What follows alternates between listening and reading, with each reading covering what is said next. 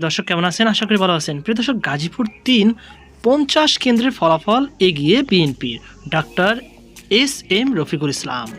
চলুন বিস্তারিত জেনে নিই।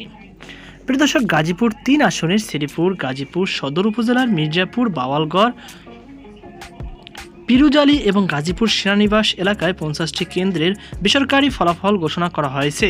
প্রাপ্ত ফলে বিএনপি প্রার্থী অধ্যাপক ডাক্তার এস.এম. রফিকুল ইসলাম বাচ্চু দানের শেষ প্রতীকে ৪০,৪৩৫টি ভোট পেয়ে এগিয়ে রয়েছেন।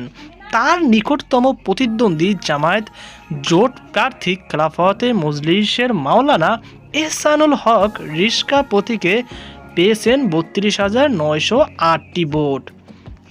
গাজীপুর ৩ সংসদীয় আসনে একটি পৌরসভা এবং ২ উপজেলার ১১টি ইউনিয়ন নিয়ে গঠিত এই আসনে মোট ভোটার ৫,২৭,৩৬৪ জন।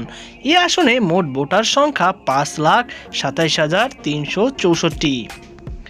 এর মধ্যে ভোটার পুরুষের সংখ্যা ২,৬০,১৯০ জন এবং নারী ভোটার ২,৬৭,১৬৭ জন এবং তৃতীয় লিঙ্গের ভোটার রয়েছেন ৭ জন।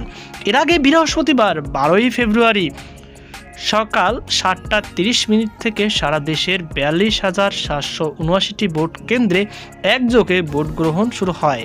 ভোট গ্রহণ চলে বিকেল ৪:৩০ পর্যন্ত।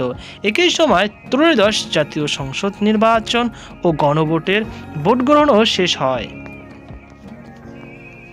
প্রিয় দর্শক, এখানে দেখতে পেয়েছেন আরও নিচে আছে নিরঙ্কুশ জয়ের পথে সালাউদ্দিন আহমেদ। ফরিদপুর ১ আসনে ১১৮টি কেন্দ্রে দাঁড়িপাল্লায় গিয়ে ১৪গ্রাম ৩ কেন্দ্রে ভোট বাতিল।